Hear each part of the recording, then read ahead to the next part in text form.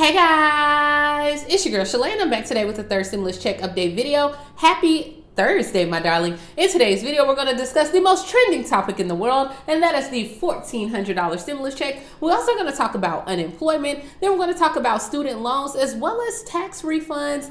And then, guys, we have a few programs as well. So if you want to know what is going on in the lovely world of stimulus, you already know what to do. Stay tuned. Your girl's got you covered. Now, if this is your first time tuning into my channel, hi, hello, hey, friends. My name is Shalae, and here on this channel, we talk about shopping, saving, and everything in between. I would love to have you a part of my internet family. Super easy. Click the big old red subscribe button down below, and you're in just like that. And while you're at it, go ahead and give me a follow on Instagram because it's Thursday. And yeah, you just want to follow your girl as well as pick up my ebook, pick up my planner, get you some Amazon. You already know what to do. And I have one slot left for those that still want to build their brand. If you are in the beginning phases of building your business, building your brand, you got some YouTube questions, or you just want some life in general, go ahead and book that last slot, okay? On a Thursday. All right, guys, so let's go ahead and talk about it. We're going to talk about the stimulus check that has yet to hit our accounts, right? Everyone is still like, girl, when is it, right? That's what we all want to know. And if they can get together, meaning the lawmakers, and decide on this, we'll know a little bit sooner. But as of right now, President Joe Biden is blocking the $1,400 stimulus checks for 16 million Americans after tightening the income eligibility. So more than 11.8 million adults and 4.6 million children would no longer qualify for the stimulus payments. And the reason why is because the stricter parameters that are being endorsed this week by President Biden. Under the latest proposal, Americans earning $75,000 or less would still receive the full $1,400. So all my SSI, SSDI, VA recipients, railroad recipients, y'all are good, right? You're still going to get your $1,400 stimulus check if you make less than $75,000 per year. You will get it. It doesn't matter if you were carried. It doesn't matter if you were filed. It doesn't matter. You qualify, my darling. You get Willy Wonka's golden ticket. All righty. But the checks would phase out faster for individuals who are making $80,000 a year or more and couples earning $160,000 a year or higher. You, my darling, no longer qualify. You don't pass go. You don't collect $200. You're going straight to jail. All right.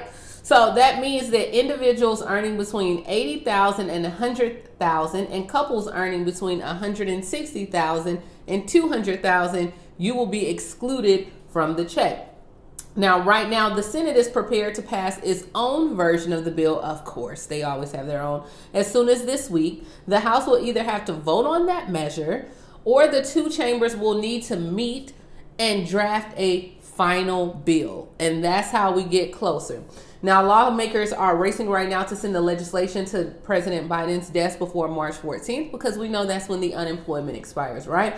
But a lot of people are very upset. And some of the Democrats are saying, hey, this is very frustrating because now it doesn't make any sense that you're going to limit the fewer people than what was done under the former president. So they're like, hey, President Donald Trump didn't even do this. Where is this coming from, my guy? So as of right now, the decision is unlikely. We don't know what's happening, but another day, another check not deposited in our account. All right, so moving along. 745,000 Americans filed for unemployment benefits last week. So we all know that the jobless claims have remained high for months. So all this V-shaped recovery, we're doing a bounce back in the economy. No, it's not happening. The number of Americans filing for first-time unemployment benefits rose slightly last week, even as the pandemic caseloads have dropped nationwide. And many states now have decided to ease those restrictions and the mask mandate. I know here in our state, I think come Friday, we won't have a mask mandate as well. And I think I've seen Texas is opening back up. So as of right now, the figures that were released Thursday by the Labor Department shows that 745,000 Americans filed first-time jobless claims for the week ending in February 27th. Now, this is lower than the 750,000 that was forecast by the economists, but it's still up there. So as of right now, hey, we're still on the road to recovery, my darling. Alrighty. Now, according to a new GAO report, the IRS paid $3 billion. Yeah, that's B stands for bands, okay? But they paid $3 billion in interest to taxpayers because it failed to get refunds out on time. Now, let me know. Comment down below. Did you already get your tax refund? And if you got your tax refund, did you book your one-on-one? Did you buy the book? Alrighty, as you guys can see, I'm in a truly playful mood today. I'm super excited. We're one day closer to Friday. Yes, I feel good. It's beautiful outside. The sun is shining. Life is good, my darling. Okay. So the IRS penalized taxpayers who don't pay their tax bills on time, but the agency's own delays are costing them $1 billion as well.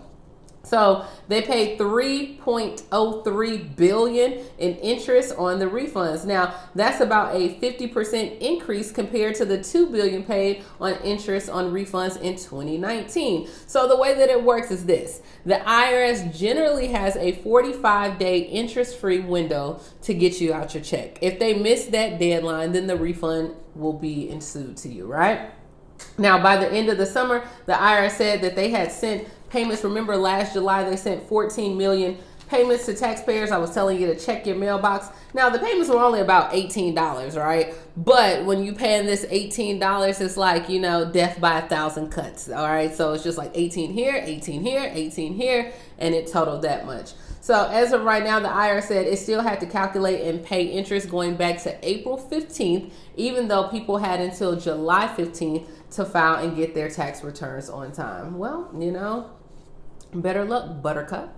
Okay, next time, figure it out. Now, there is a big debate that's going on the internet about canceling these student loans, and a lot of people saying, is $10,000 student loan repayment too much or not enough? So students right now are debating Joe Biden's proposal to forgive student loans. And we know that the current proposal is to cancel up to $10,000 in student loans. And if we cancel right now, some people are saying if we cancel some student loan debt, universities will just increase the tuition further, perhaps sending the next generation of students even deeper down in the spiral. So let me know down below, what do you think? Is the $10,000 too low, too much? What's going on? Now, some people said, hey, the debt cancellation proposal, it seems generous for $10,000, but it's just temporary. And they're saying this is a Band-Aid solution for a much deeper issue. The president came to the $10,000 figure only after rejecting the $50,000 on there. And they said the country can do more for students. Mr. Biden's non-committal position stems from his broader agenda of promoting unity. While it's commendable what he's doing in an attempt to heal the political division and appease both sides, he ended up not pleasing either one. So let me know. I mean, I don't have student loans no longer, but I mean, for me, every little bit helps, right? I'd rather have the $50,000. Absolutely. You know, 50,000 or 10,000, who wouldn't want the 50? But I mean, this is the most that anyone has been able to do thus far. And hey, 10,000, I'll take it. But let me know, is it too much or not enough? Let me know. Never too much, never too much. All right, so speaking of student loans, in Oklahoma State Senate passes bill to help students stay in college and graduate. So the Oklahoma Senate bill passed two bills designed. It's going to be Senate Bill 237 and 238. Both were written by Senator Dwayne Pemberton. Now, one of the main reasons, he said, for students not going to college and pursuing a degree or dropping out is because they simply can't afford it. Absolutely. So currently the Oklahoma Tuition Aid Grant is awarded directly to the state to lower income students on first come, first served basis without regard to any other financial aid that the person is receiving. So they're like, hey, you can get that. They have tuition waivers, foundation scholarships.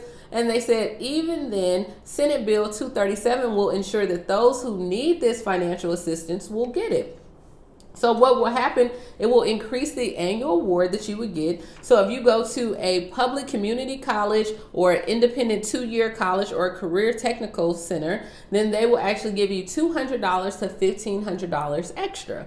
Now, if you go to a public or private or independent regional university, then you can get $200 to $2,000. And if you decide to go to a public or private independent research university, so one was regional, this one is research, then you can get up to $3,000. So that's what they're doing right now. And then Senate Bill 238, if passed, will lead to the creation of a 9-member task force with investigating the possibility of each high school student complete the FAFSA will get more money prior to graduation. So there's so many things going on right now as far as free college, free ACT testing, student loans, grants, or for those that are getting ready to enter college this fall, or even that are in college. And that's why I told you guys in the past few videos, make your child, drag them by the ear, right? Make them go see the financial aid office, see what they have for them, because they're giving out stimulus, they're giving out grants, states are passing different monies out there. If they're in high school, you as the parent, be a little bit more diligent, look it up, find something. I'm telling you, there's some money out there. Money, money, money.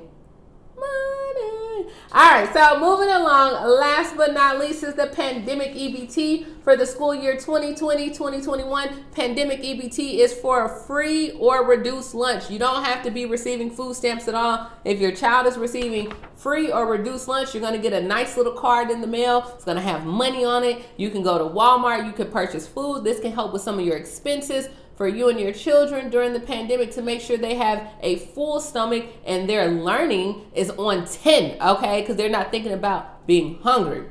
So the states that have been approved to operate pandemic EBT is Arizona, Connecticut, Delaware, Florida, Illinois, Indiana, Kentucky, Massachusetts, Michigan, Minnesota, New Mexico, North Carolina, Ohio, Puerto Rico, Rhode Island, South Carolina, Tennessee, Vermont, Virginia, Washington, West Virginia, and Wisconsin.